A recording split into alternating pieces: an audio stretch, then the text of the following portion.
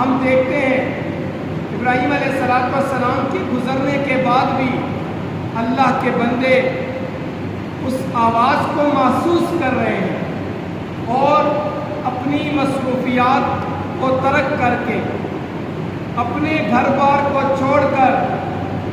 اور اپنے قیمتی مال کو خرچ کر کے دور دراز علاقوں سے سفر کر کے مشکلات برداشت کر کے بیت اللہ کے حج کے لیے جاتے ہیں۔ لاکھوں کی تعداد میں پوری دنیا سے لوگ جا کر بیت اللہ کا حج ادا کرتے ہیں۔ یہ ابراہیم علیہ السلام کی پکار تھی، ابراہیم علیہ السلام کی دعا تھی، اور امت پر حج فرض کر دیا گیا۔ تو یہاں پر بھی اللہ تعالیٰ نے یہی حکم ارشاد فرمایا، وَلِلَّهِ عَلَى النَّاسِ حِجُّ الْبَيْتِ، اور اللہ کے لیے لوگوں پر لازم ہے، لوگوں پر فرض ہے، حج البیت،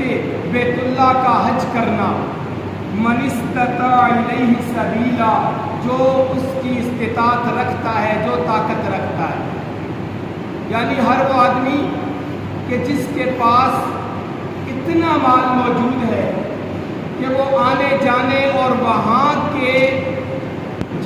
جو اس نے دن گزارنے ہیں وہاں کا خرچہ اگر اس کے پاس موجود ہے تو ایسے آدمی پر بیت اللہ کا حج کرنا فرض ہے۔ اور اس کے ساتھ دوسری شرط یہ بھی ہے کہ وہ صحت مند ہو۔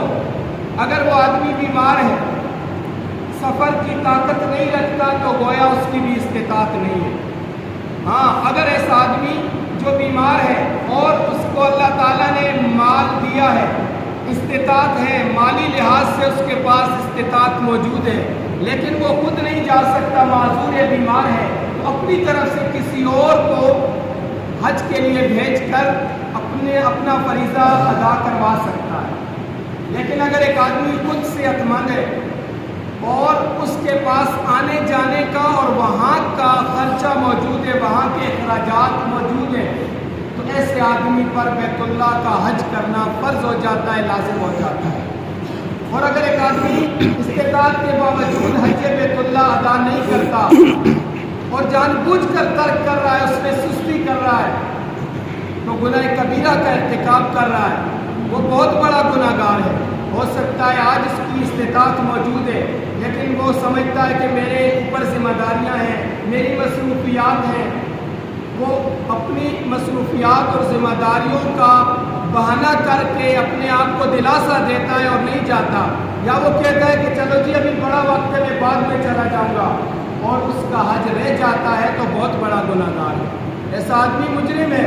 اس لیے جس کو اللہ تعالیٰ نے طاقت دی ہے، صحت عطا کی ہے اور اللہ تعالیٰ نے مال دیا ہے، تو بیت اللہ کا حج وہ ضرور کرے۔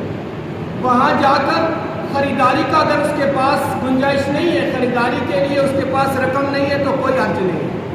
وہاں سے اگر پانی اور کھجوریں لانے کی رقم اس کے پاس نہیں ہے، اس کی بھی کوئی ضرورت نہیں ہے، لازمی نہیں ہے۔ یہ تو بعض لوگ محبت اور برکت کے لیے لاتے ہیں، برکت کا پانی ہے، لیکن اگر اس کے پاس صرف آنے جانے کا خرچہ اور وہاں کی رہائش کے اخراجات موجود ہیں، تو ایسے آدمی پر بیت اللہ کا حج فرض ہے۔ اس لیے اسلام کا 5واں رکن حج کو قرار دیا گیا ہے۔ نماز روزہ جس طرح ایک آدمی جان بوجھ کر ترک کرے گا تو وہ بھی فاسق ہو جائے گا، وہ بھی گناہ گار ہے اور حرام کام کا ارتکاب کیا ہے۔ اسی طرح کسی نے اگر عذر تراشا، ابھی میری بڑی ذمہ داری ہے، ابھی میری یہ مجبوری ہے، میں کام کاج کرنے والا ہوں، نہیں، اگر وہ لوگوں اپنے گھر میں کچھ افراد کا کفیل ہے، یعنی گھر کا ذمہ دار ہے، گھر والوں کے لیے وہ آنے جانے جتنے دن اس کے وہاں لگیں گے، گھر والوں کے اخراجات موجود ہیں، آنے جانے کا خرچہ اور وہاں کا خرچہ موجود ہے، اور وہ صحت مند ہے، تو اس پر بیت اللہ کا حج فرض ہے۔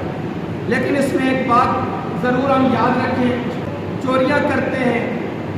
ڈاکہ زنی کرتے ہیں، لوگوں کے مال لوٹتے ہیں، لوگوں کو دھوکہ دیتے ہیں، ہمارے پاس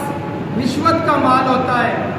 ہمارے پاس لوگوں کی زمینیں اور جائیداد دبائی، پلاٹ دبا لیا، غریبوں یتیموں کا حق کھا لیا، بہت سارا دھوکے کے ذریعے سے مال اکٹھا کیا، رشوت اور سود کا مال ہے ہمارے پاس،